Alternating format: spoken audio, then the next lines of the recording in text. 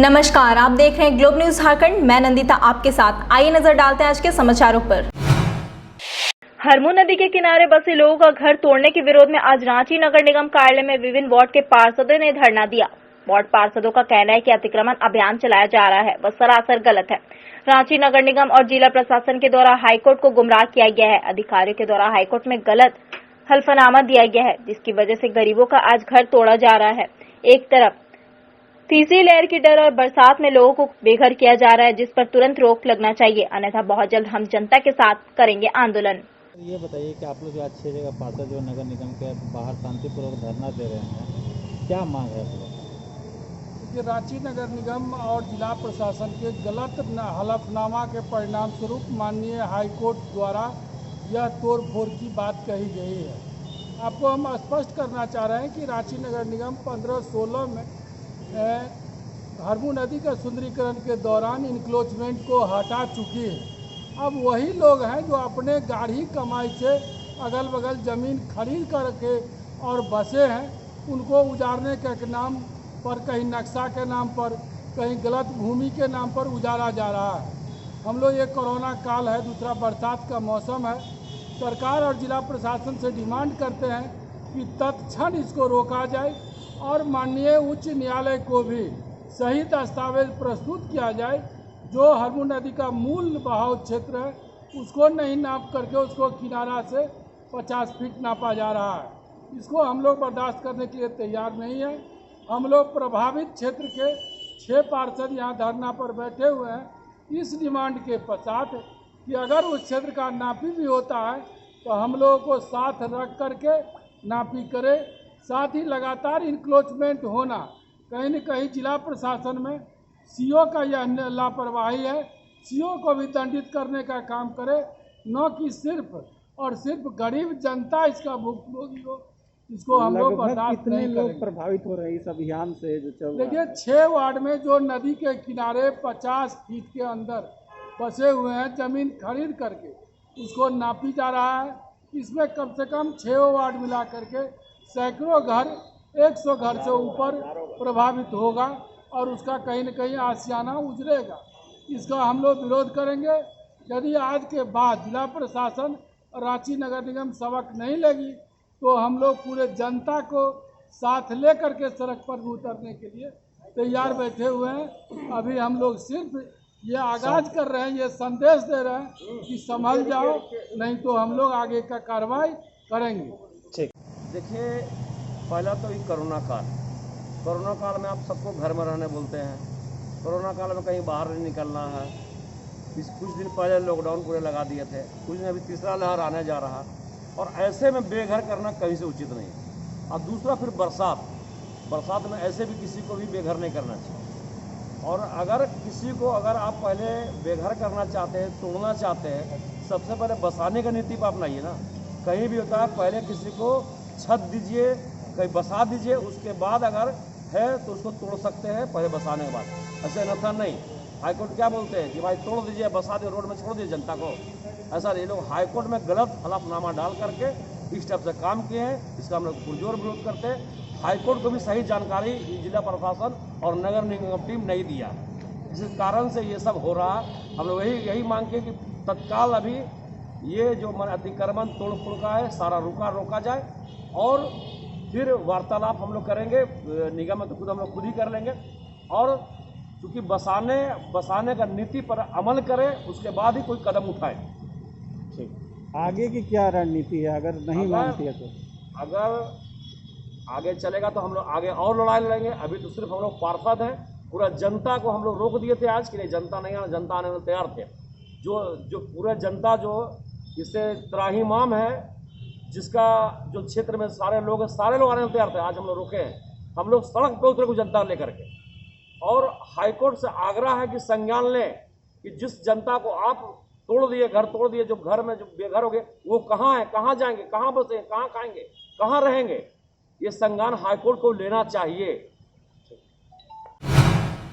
झारखंड के विभिन्न BEd college और टेक्निकल इंस्टीट्यूट के छात्रों ने आज अपनी छात्रवृत्ति की मांग को लेकर राजभवन के समक्ष धरना पर बैठ गए। छात्रों की मांग है कि सत्र 2020 से लेकर 2021 के कल्याण पोर्टल को फिर से शुरू किया जाए ताकि छात्रवृत्ति से छूटे हुए छात्र फिर से अप्लाई कर सके। छात्रों का कहना है कि फरवरी में कल्याण पोर्टल मात्र 15 दिनों के लिए खोला गया था, जबकि पिछले वर्षों में यह पोर्टल 45 दिनों के लिए खोला जाता था। इस बार करीब 80% छात्र छात्रवृत्ति के लिए अप्लाई नहीं कर पाए, सिर्फ 20% छात्र ही अप्लाई कर पाए थे। पिछले 15 तारीख को जब छात्रों द्वारा छात्र धरना प्रदर्शन किया गया था, तब हमें आश्वासन मिला था कि इस पर डिसीजन लिया जाएगा, लेकिन सत्र 2020 से लेकर 2021 वालों के लिए ना खोलकर सेकेंड ईयर के लिए 2021 से लेकर 2022 वालों के लिए खोला गया। इससे छात्र मजबूर होकर राजभवन के समक्ष धरना पर बैठ गए हैं। उनकी मांग को पूरी नहीं की गई तो यह धरना प्रदर्शन लगातार जारी रहेगा।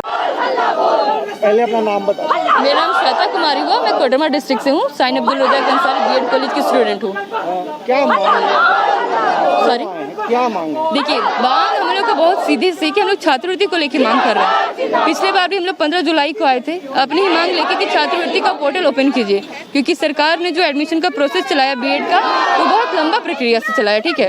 और ई पोर्टल का जो कल्याण है वो 10 फरवरी को बंद हो गया और हम लोग की जो पूरी फीस है वो 2 लाख के अप्रॉक्स पहुंचेगी। सरकार के द्वारा हमें 76,000 रुपए तक का 2 साल में छात्रवृत्ति मिलना था, पर वो पोर्टल बंद कर दी। हम लोग उनसे गुहार लगाए, हर चीज में उनसे प्रयास किया कि वो मिले हमसे। और सरकार ने अभी क्या किया, हमारे लास्ट टाइम जब हम लोग आंदोलन किया, उन्होंने नेक्स्ट सेशन के लिए ओपन कर दिया। अब हम लोग फर्स्ट ईयर में होके सेकंड ईयर का कैसे फिल करेंगे? इस तरह से हम लोग का फर्स्ट ईयर का भी स्कॉलरशिप चला जाएगा और सेकंड ईयर का भी चला जाएगा।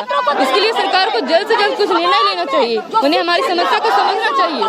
छात्रवृत्ति देने का आधार क्या होता है? छात्रवृत्ति देने का आधार होता है आपका कास्ट कैटेगरी वाइज होता है, SC OBC का इनकम सर्टिफिकेट के अकॉर्डिंग होता है, जो झारखंड के रेसिडेंशियल रह चुके हैं, बस उन्हीं को सर्टिफिकेट मिलता है स्कॉलरशिप। श्वेता। सावन की पहली सोमवारी के मौके पर रांची के पहाड़ी मंदिर और अरगोड़ा मंदिर में भक्तों ने पूरे मन से भगवान शिव की पूजा अर्चना की। कोरोना संक्रमण को देखते हुए सरकार द्वारा जारी गाइडलाइन का पालन करते हुए श्रद्धालुओं की भीड़ पर इस साल भी रोक लगी हुई है, लेकिन श्रद्धालुओं की आस्था में कोई कमी नहीं दिखाई दी। सोमवार सुबह से ही सभी वर्ग के लोग, क्या बच्चे क्या बूढ़े, सभी पूजा के लिए मंदिर में आते और पूजा अर्चना करते दिखाई दिए। इस अवसर पर इस मंदिर में श्रावण की शुरुआत होते ही काफी संख्या में श्रद्धालुओं की भीड़ लग जाती थी, लेकिन इस वर्ष श्रद्धालुओं के प्रवेश में रोक होने के कारण लोगों की संख्या कम रही। लोग बंद पड़े मंदिरों के द्वार में ही पूजा अर्चना कर भगवान से की काम। टाटा कंपनी में ठेकेदारी में काम कर रहे हैं मजदूर अब दाने दाने को मोहताज है। अब तो मजदूर को वेतन तक नहीं मिल रहा है। 6 माह बीत चुके और 6 महीने से मजदूर अपने वेतन की मांग को लेकर दर दर भटक रहा है। आपको बता दें कि लेबर कमिश्नर के समीप फरियाद लेकर पहुंचे यह सभी मजदूर कमला कॉन्ट्रैक्टर के मजदूर है, जबकि यह कंपनी टाटा स्टील कंपनी परिसर में कार्यरत है और इलेक्ट्रिक का काम करती है। 30 से ज्यादा मजदूर को कंपनी ने वेतन नहीं दिया है और न ही कोई सुविधा दी है। हालांकि अब ये सभी मजदूर फरियाद लेकर लेबर कमिश्नर के दरबार पहुंचे हैं। वैसे इन मजदूरों को वेतन मिलता है या नहीं यह तो वक्त ही बताएगा, लेकिन इतना तो जरूर है कि मजदूरी करने के बाद यह मजदूर अपने मेहनत पाने के लिए दर दर भटक रहे हैं, जबकि जमशेदपुर मजदूरों का शहर है। हम लोग टाटा स्टील का कॉन्ट्रैक्टर अंडर का हम लोग कर्मचारी हैं, तो हम लोग को मतलब पैसा नहीं देता था। 2 महीना 3 महीना 4 महीना पैसा रोक देता था, बोनस रोक देता था, छुट्टी रोक देता था और एरियल रोक देता था, वो भी नहीं देता। उसके लिए हम लोग उसको बोलने गया तो बोलता हम अभी नहीं दे पाएंगे, मेरे पास पैसा नहीं है, मेरा इनकम नहीं है, इस तरह का बोलता था। तो हम लोग क्या कि छोड़ दिए काम छोड़ने का आज 7 महीना 8 महीना हो गया। हम लोग कॉन्ट्रैक्टर सेल में बोले, एथिक्स में बोले, DLC में बोले, तो भी सुनवाई नहीं हुआ। कमला कॉन्ट्रैक्टर का मालिक का नाम है दरजीत सूरी कौर, लेकिन अभी तक हम लोग का OT पैसा बाकी है, उसके बाद छुट्टी बाकी है, बोनस बाकी है, एरियल बाकी है। एक लेबर का कितना पैसा बाकी है? एक लेबर का कम से पोटका विधायक संजीव सरदार के विधानसभा क्षेत्र में पानी सप्लाई करने आए ट्रैक्टर चालक के साथ बागबड़ा निवासी जोत्रो नामक युवक ने मारपीट कर चालक के कपड़े फाड़ दिए। वहीं इस संबंध में पुलिस ने मारपीट करने वाले युवक को गिरफ्तार कर लिया है। पोटका विधानसभा क्षेत्र के प्रधान टोला में श्राद्ध के काम के लिए विधायक के निर्देशानुसार उनके निजी पानी के टैंकर के द्वारा उनके चालक संजय कुमार द्वारा पानी सप्लाई किया जा रहा था। तभी अचानक जोत्रो नाम के युवक ने पानी सप्लाई के लिए विवाद उत्पन्न किया और फिर चालक के साथ हाथापाई कर उसे मारकर घायल कर दिया। वही जानकारी मिलते ही विधायक प्रतिनिधि नरेश कुमार और झारखंड मुक्ति मोर्चा के कार्यकर्ता चालक संजय कुमार के साथ थाने में लिखित शिकायत दर्ज कर आरोपी जोतो के खिलाफ कार्रवाई की मांग करने लगे, जहां पुलिस ने त्वरित कार्रवाई करते हुए जोतो नाम के युवक को गिरफ्तार कर आगे की कार्रवाई में जुट गए हैं। पूछा वो कि कहाँ का गाड़ी है, तो हमने बोला विधायक जी का गाड़ी, बोला राजकुमार का गाड़ी, हम बोला नहीं। तो बेचारा बंदा बैठा था, मैं श्राद्ध घर में पानी दे रहा था, तो उसका बाद वो आया आके बोलता मेरे को 1 जार पानी दो। तो हम बोले भैया डेक्ची इंडा में ले लिया, जा पानी बच्चा 2-3 ड्राम हमको कहीं देना है, इतना बोला। तो धक्का मुक्की करके शर्ट सूट फाड़ के मारपीट करना शुरू कर दिया। आप लिखित शिकायत किए हैं थाना में? हाँ सर। लड़के की गिरफ्तारी हो गई है? हाँ सर। कौन है, क्या नाम है? उसका नाम जोत्रो है सर। कहाँ आप देने गए थे पानी? ये प्रधान टोला बाल्टी, कारखाना बाल्टी, पुराना बाल्टी खाना प्रधान टोला। किस चीज़ से गए थे पानी देने? Tractor sir. तभी ये मारपीट किया आपके साथ? क्या नाम हुआ आपका? संजय कुमार सिंह।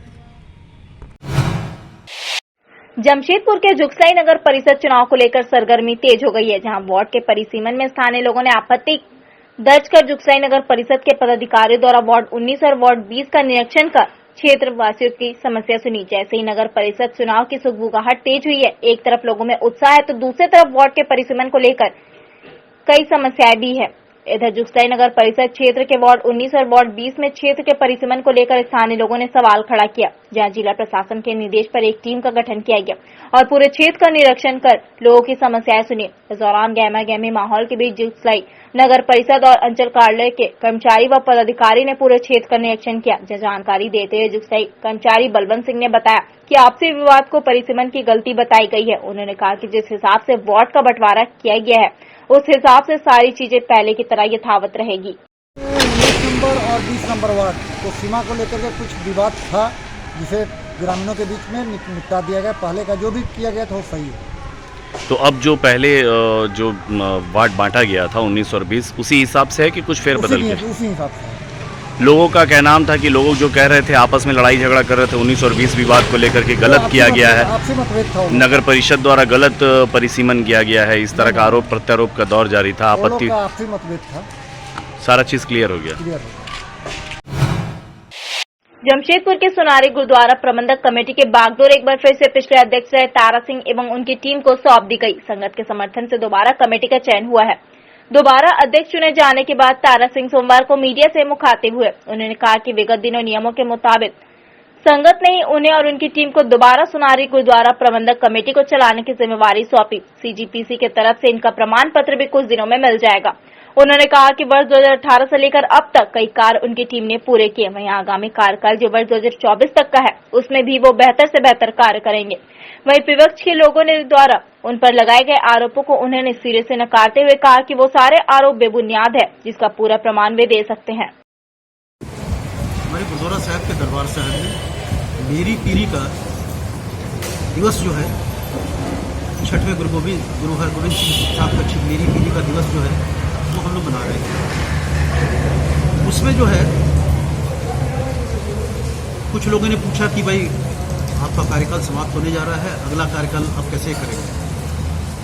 तो संगत में से आवाज़ आई कि हमारी संगत जो है वो यदि चाहती है कि तारा सिंह का कार्यकाल 3 वर्षों का और बढ़ा दिया जाए, दूसरा कार्यकाल किया जाए, तो आप इसमें यदि सहमत हैं तो जयकारा छोड़ के बोले सोनिहाल करके आप जो जयकारा छोड़ के इसका समर्थन कीजिए। तो संगत से आवाज़ आई, बोले सोनिहाल सत श्री अकाल, हम परवानगी देते हैं। तो उस परवानगी के अंतर्गत ही मुझे अगले 3 साल के लिए जो है सितंबर 21 से लेकर अगस्त 2024 तक जो है 3 साल का कार्यकाल कर मुझे संगत ने परवानगी दी। आगे क्या करेंगे, किस तरह कुछ जो विरोध होगा क्या है? देखिए ये तो विरोधियों का काम ही है विरोध करना। वो सारा मैंने डिटेल में आपको बता ही दिया क्यों विरोध करते हैं, समझे ना, सारा चीज़ मैंने बता दी। जमशेदपुर में मूल निवासी संघ के द्वारा आगामी दिनों में होने वाले मेडिकल एंट्रेंस परीक्षा में ओबीसी जातियों को पहले की तरह आरक्षण दिए जाने की मांग देश के महामहिम राष्ट्रपति से की गई है। इन्होंने कहा कि पूर्व में इस परीक्षा में आरक्षण का लाभ ओबीसी जातियों को दिया जाता था, लेकिन वर्तमान समय में खत्म कर दिया गया है। इन्होंने कहा इसी वर्ष आगामी सितंबर माह में देश भर में ये परीक्षा ली जाएगी, जिसमें दोबारा आरक्षण को शामिल किया जाना चाहिए। इससे संबंधित मांग पत्र देश के महामहिम राष्ट्रपति को सौंपा गया है। क्या मांगा? आज मूल निवासी पूर्वी सिंहभूम जिला की ओर से महामहिम राष्ट्रपति जी को एक स्मारक पत्र हम लोग सौंप रहे हैं, जिसमें ओबीसी को नीट परीक्षा में जो आरक्षण का जो प्रावधान था उस प्रावधान को खत्म कर दिया गया। जो हमारा संविधान के अनुच्छेद 16(4) में कहता है कि आपका प्रतिनिधित्व होना जरूरी है। भारत का जो भी संस्था है या जिसमें भी आपका प्राथमिकता, आपका उसमें भागीदारी होना चाहिए। हम लोग आशा करते हैं हमारे राष्ट्रपति जी से कि जिस तरह हमारा आरक्षण पूर्ववर्ती था उसको हमें यथावत बहाल करा जाए। मेरा नाम रंजीत पास्के, पूर्वी सिंहभूम जिला कमेटी जो नीट प्रतियोगिता परीक्षा है, इधर देखिए, ओबीसी का आरक्षण को पूरी तरह से समाप्त कर दिया गया। हमारी मांग है भारत सरकार से, और हम लोग आज महामहिम राष्ट्राध्यक्ष महोदय को डीसी साहब के माध्यम से ये मांग पत्र सौंप रहे हैं कि नीट परीक्षा में जो 12 सितंबर 2021 को होने वाली है, उसको करने से पहले ओबीसी का आरक्षण को यथावत बहाल किया जाए। जो केंद्र सरकार द्वारा दिया हुआ आरक्षण जो है उस पर अमल करते हुए वो आरक्षण को पूर्णतः लागू किया जाए, यही हमारी मांग है। अपना नाम बताइएगा। निभाई अमरम, पूर्वी सिंहभूम जिला अध्यक्ष, मूल निवासी संघ।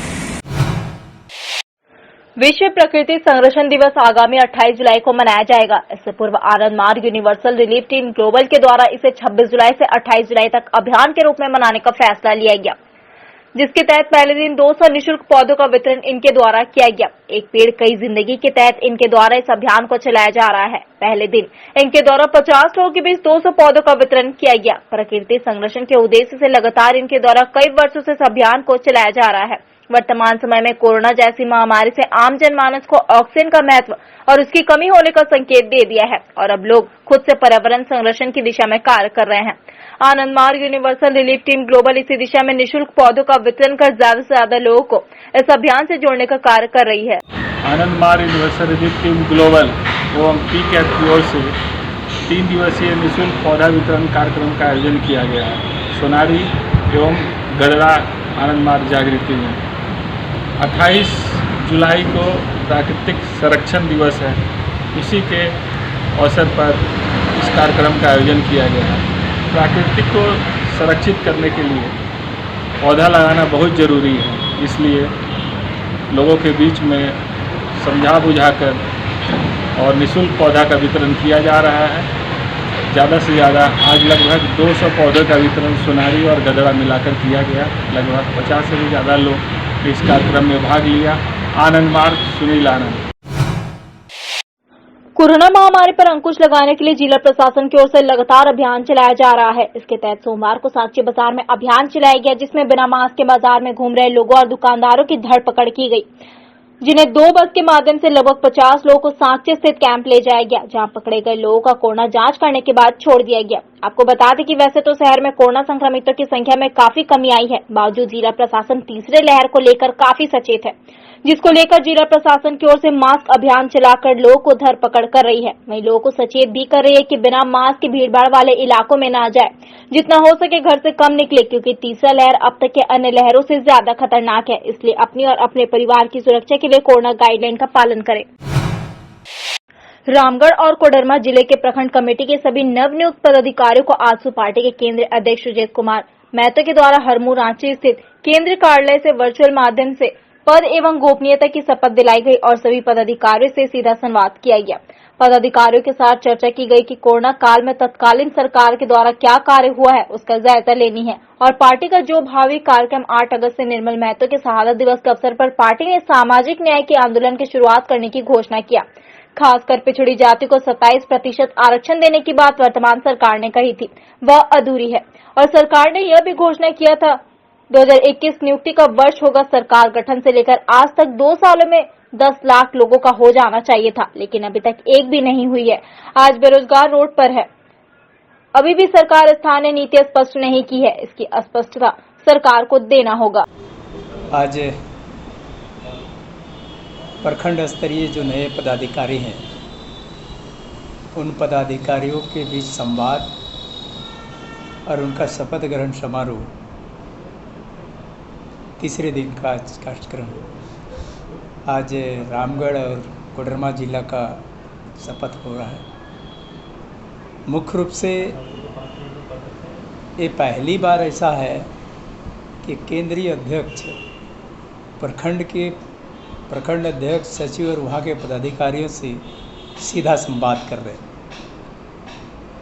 साथ ही साथ उस प्रखंड की योजनाओं के संबंध में, सरकार के कामकाज के संदर्भ में और पार्टी के भावी कार्यक्रम के संदर्भ में उनकी तैयारी की भी समीक्षा की जा रही है। पार्टी ने 8 अगस्त को निर्मल महतो के शहादत दिवस के अवसर पर सामाजिक न्याय का आंदोलन का शुरुआत करने जा रहा है। 9 को विश्व आदिवासी दिवस के अवसर पर पूरे प्रदेश में आदिवासियों के विषयों को लेकर चिंतन मंथन के साथ साथ वर्तमान में इस सरकार में आदिवासियों के साथ क्या हो, उन तमाम विषय पर हम लोग चर्चा करेंगे। वर्तमान सरकार में आने से पहले इन लोगों ने जो घोषणाएं की, चाहे पिछड़ों को आरक्षण देने की बात, 27% आरक्षण की बात, या बेरोजगार युवाओं को नौकरी देने की बात, या अनुबंध में जितने लोग हैं उनको परमानेंट करने की बात, इन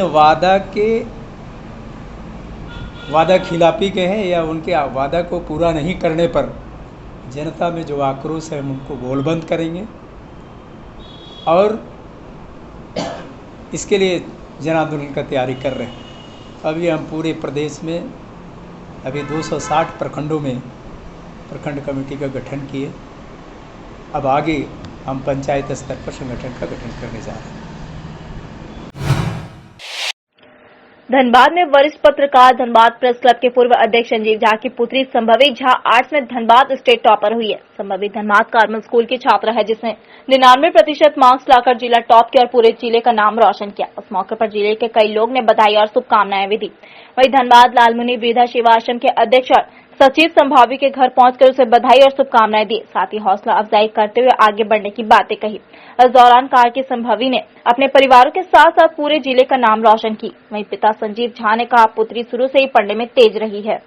पत्रकार संजीव भैया की बेटी कार्मल स्कूल के आर्ट्स से स्टेट टॉपर हुई, उसको सम्मानित करने के लिए हम लोग आश्रम की तरफ से आश्रम के पदाधिकारी लोग आए और उसे बुके दे के सम्मानित किया गया और एक छोटा सा गिफ्ट उन्हें दिया गया और उन्हें हौसला बुलंद उसे बेटी को किया गया।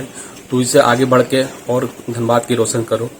धनबाद के लिए ये बहुत गर्व की बात है कि हमारे बीच हमारी दोस्त की वरिष्ठ पत्रकार की बेटी ने स्टेट टॉपर किया।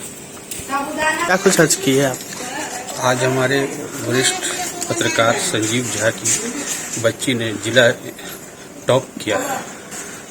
इस खुशी के मौके पर हमने अपने पूरे लालमुनि वृद्धा सेवा आश्रम की तरफ से बच्ची को ढेर सारा आशीर्वाद और प्यार दिया। हमने बुके दे करके सम्मानित किया पूरे लालमुनि वृद्धा सेवा आश्रम की तरफ से। हम लोगों का सिर गर्व से ऊंचा हो गया कि ऐसी बच्ची हमारे बीच है। रिटायर बीसीसीएल कर्मी से 2 लाख की छिनताई। धनबाद थाना क्षेत्र अंतर्गत लूडी सर्कुलर रोड में घटित हुई लूट की वारदात। बाइक सवार अपराधियों ने दिया घटना को अंजाम। भुक्तभोगी रिटायर बीसीसीएल कर्मी सर्वेश चंद्र लोधना बाजार के है निवासी। कोयला नगर स्थित एसबीआई बैंक से की थी पैसे की निकासी। पुलिस जांच में जुटी। क्या घटना घटी थी, कैसे घटना घटी, कितने कैश थे?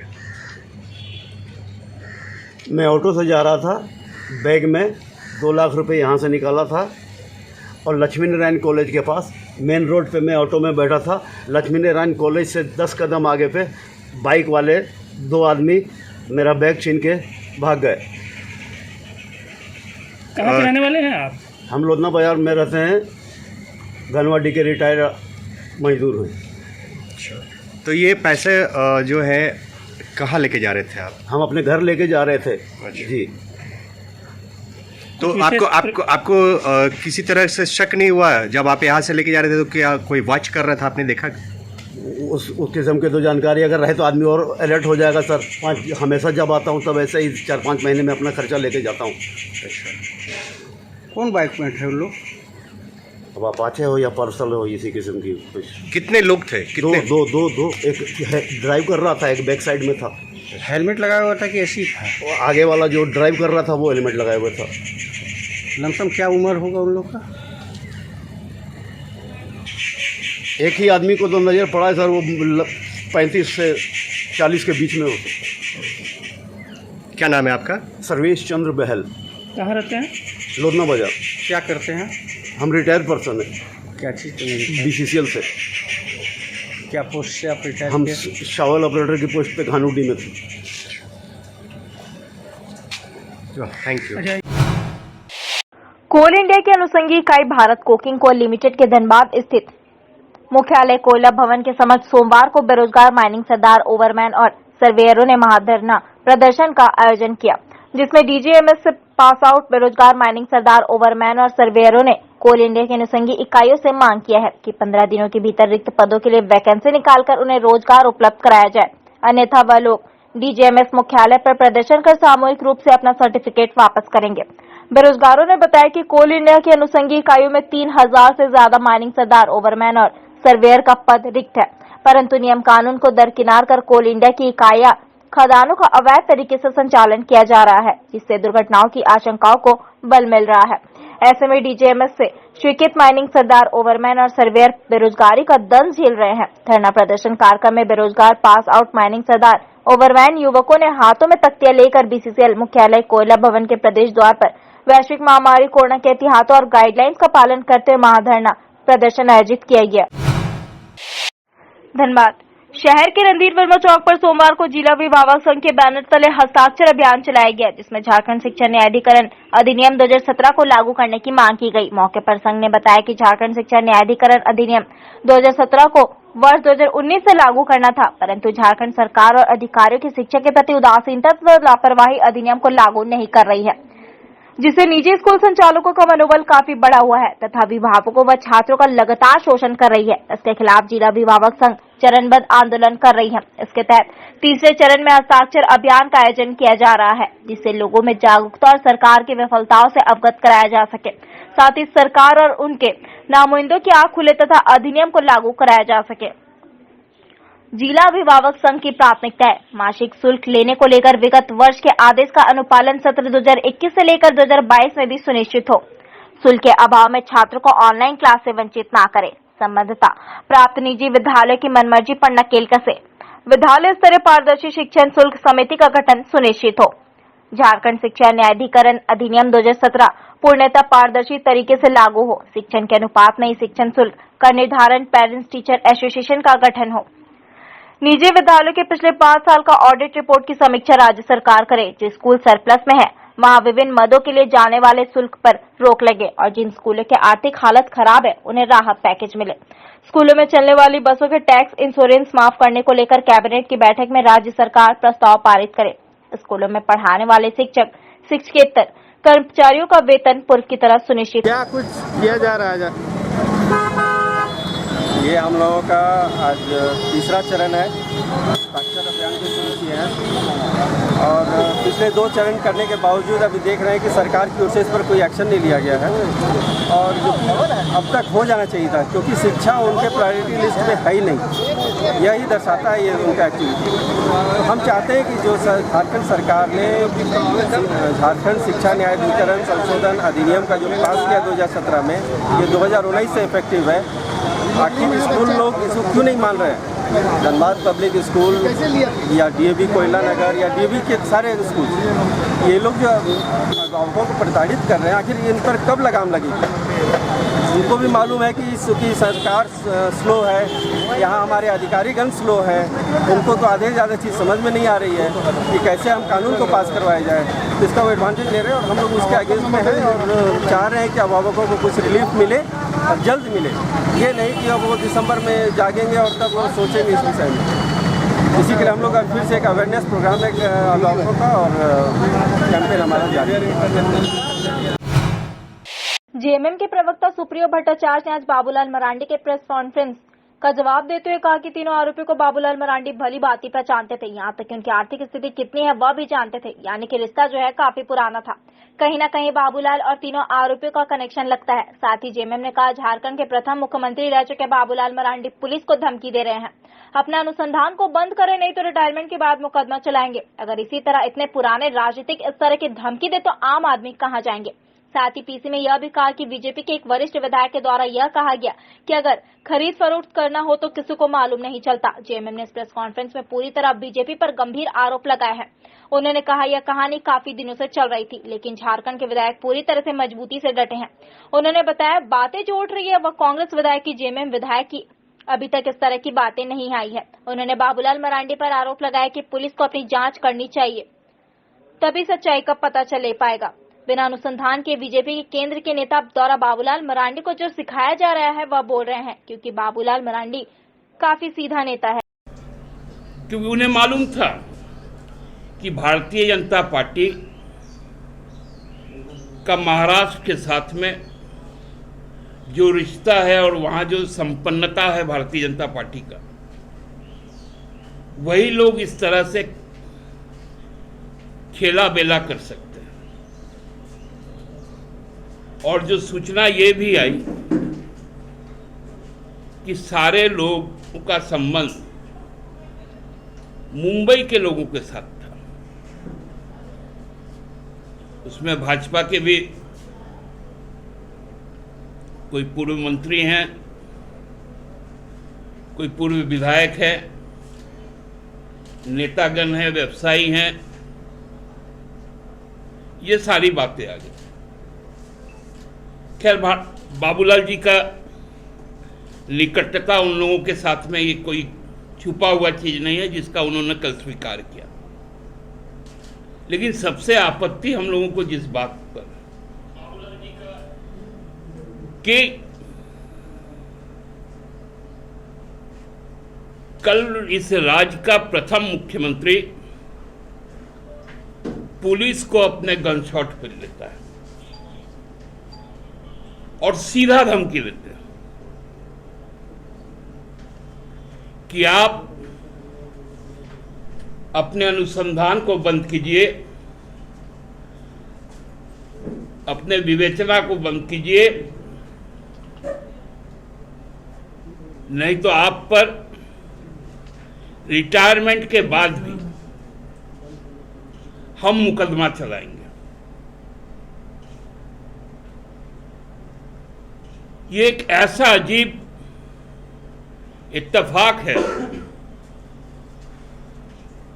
कि पूर्व में देश के मंत्री रहे, इस राज्य के मुख्यमंत्री रहे लोग यदि पुलिस को धमकाने का काम करेंगे, यदि पुलिसिया जांच पर उनको धमकी देंगे, उनके ऊपर में बंदूक तानने का काम करेंगे, तो आम लोग कहां जाएंगे।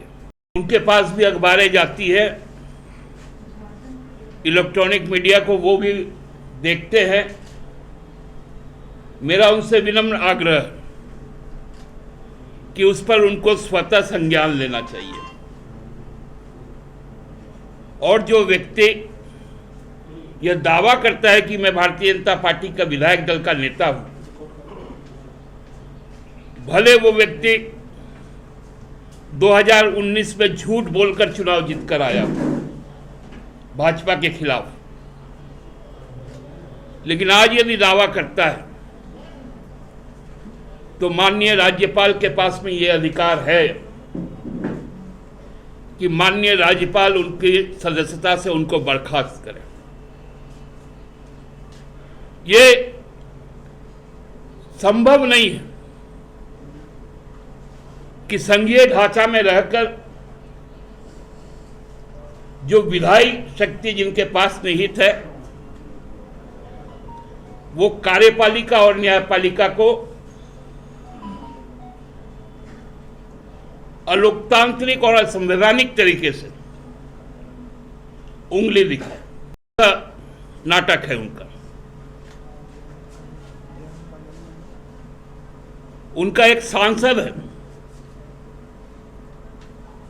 उनका ट्वीट आता है जाति के नाम पर और धर्म के नाम पर कि इस पूरे मामले में जाति और धर्म को बांटा गया, कि यही भारतीय जनता पार्टी का संस्कार है। क्या भारतीय जनता पार्टी यह बताएगी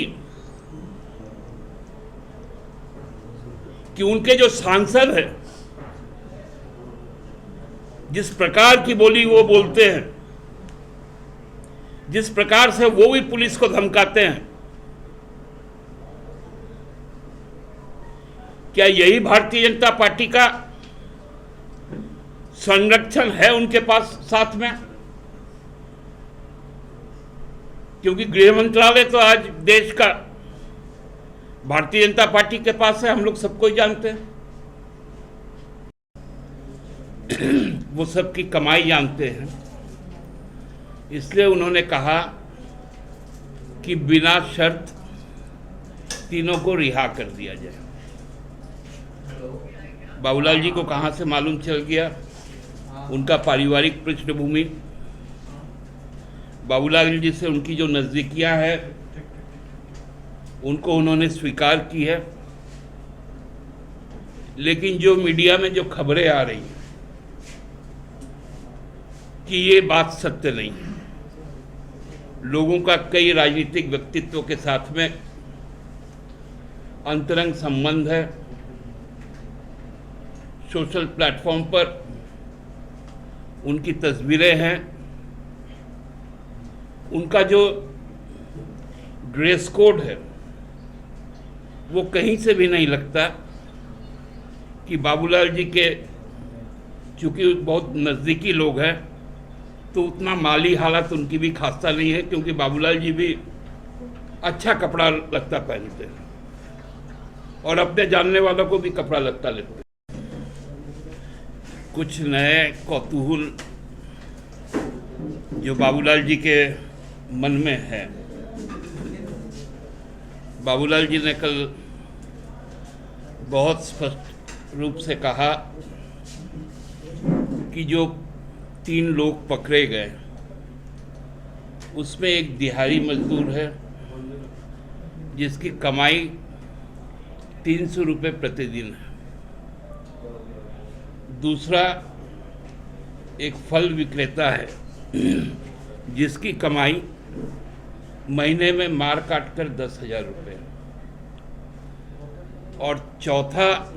और तीसरा वो छोटा मोटा कोई काम करता है और उसके पिता का एक शायद छोटा सा दुकान है। मतलब बाबूलाल जी का रिश्तेदारी, बाबूलाल जी का लोगों के परिवार। कोल्हान के सबसे बड़े सरकारी अस्पताल एमजीएम में सुरक्षा की जिम्मेवारी होमगार्ड के जवानों को दी गई है, जहां 90 जवान 3 शिफ्ट में काम कर रहे हैं। इतने बड़े अस्पताल की सुरक्षा की जिम्मेवारी इनके कंधे पर ही है और अपने मेन पावर के अनुसार बेहतर करने का प्रयास भी करते हैं। लेकिन पिछले दिनों राज्य के स्वास्थ्य सचिव के दौरे के समय अस्पताल परिसर में उन्होंने कुछ जंगली जानवरों को देख लिया था और इसके लिए प्रबंधन को कटाक्ष भी की थी। लेकिन जानवरों को स्वास्थ्य सचिव के सामने विचरण करना होमगार्ड जवानों को भुगतना पड़ रहा है। इन जानवरों के अनुसार विभाग ने इस लापरवाही का ठिकरा इन 90 जवानों पर फोड़ा है। इनका मार्च महीने से वेतन रोक दिया गया है, जिससे इन जवानों में विभाग के खिलाफ आक्रोश है। जवानों ने आरोप लगाया कि पहले अस्पताल के 4 दीवारी को दुरुस्त किया जाए। इतने बड़े अस्पताल में जगह जगह पर 4 दीवारी टूटी हुई है, जिस वजह से चोर और जंगली जानवर अस्पताल परिसर में प्रवेश कर जाते हैं। जवानों ने आरोप लगाया कि अस्पताल में प्रवेश करने वाले जानवरों को अस्पताल के स्टाफ के द्वारा ही पाला पोसा जा रहा है, उन्हें भोजन दिया जा रहा है, जिस वजह से जानवर अस्पताल परिसर में विचरण करते हैं। पहले इस पर रोक लगाए और अस्पताल परिसर के 4 दीवारी को बनवाए।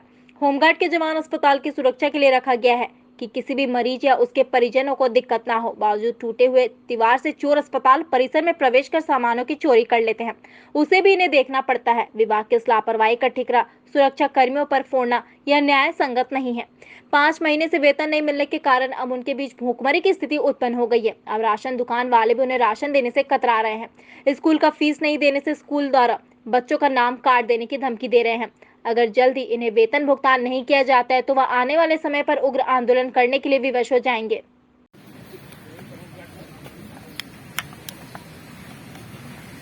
जी, आप यहाँ के होमगार्ड स्टाफ हैं। जी, महिलाओं का योगदान परिवार चलाने में काफ़ी महत्वपूर्ण होता है। ऐसे में आप यहाँ घर भी देखते हैं, यहाँ की ड्यूटी भी करते हैं। कितने महीने से आप लोगों को पेमेंट नहीं मिला, क्या स्थिति है घर का? हम लोग का घर का स्थिति अभी बहुत खराब है, क्योंकि हम लोग का मार्च से ही पेमेंट बंद है। और मेरे घर में मेरा बच्चा है जो कि अभी उसका कई महीना से फीस नहीं जमा कर पाए हैं। सास ससुर हैं, बूढ़े हैं जो कि लाचार हैं, वो लोग का दवा कराना पड़ रहा है।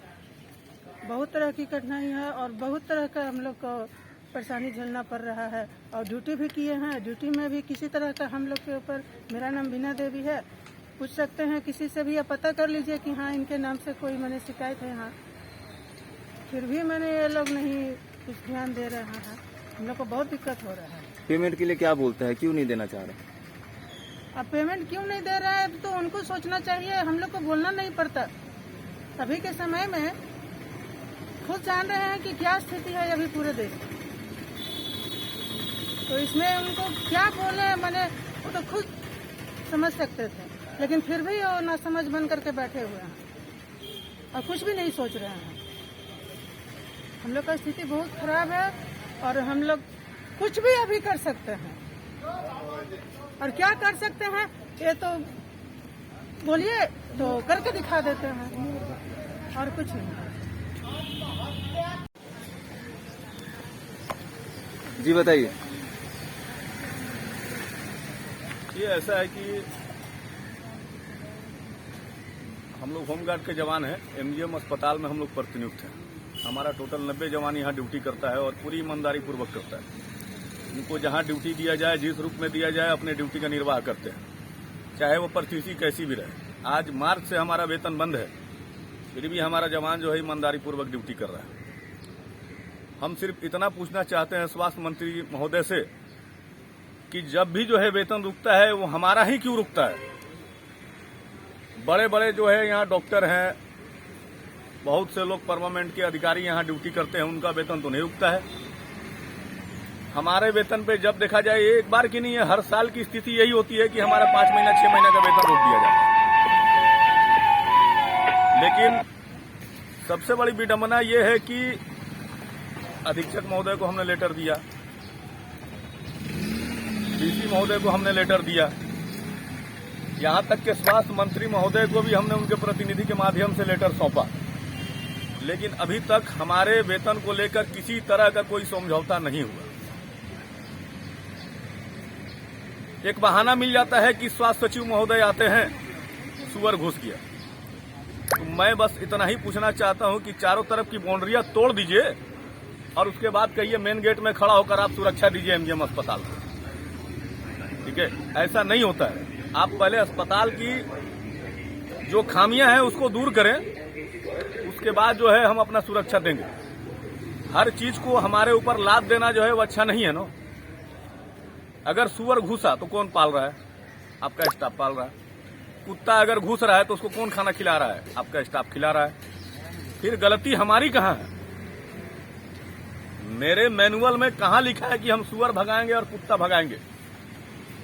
हमको विधि व्यवस्था, सुरक्षा व्यवस्था के लिए रखा गया है या सुअर भगाने और कुत्ता भगाने के लिए रखा गया? मैं माननीय स्वास्थ्य मंत्री से एक ही विनती करूंगा हाथ जोड़ के कि हमारे जवानों की आर्थिक स्थिति बहुत कमजोर हो चुकी है, सब्र का बांध हमारा टूट चुका है, क्योंकि इस लॉकडाउन में माननीय मुख्यमंत्री का एक आदेश था कि किसी का भी वेतन जो है रोका ना जाए। फिर हमारा वेतन क्यों रोक रहे हैं?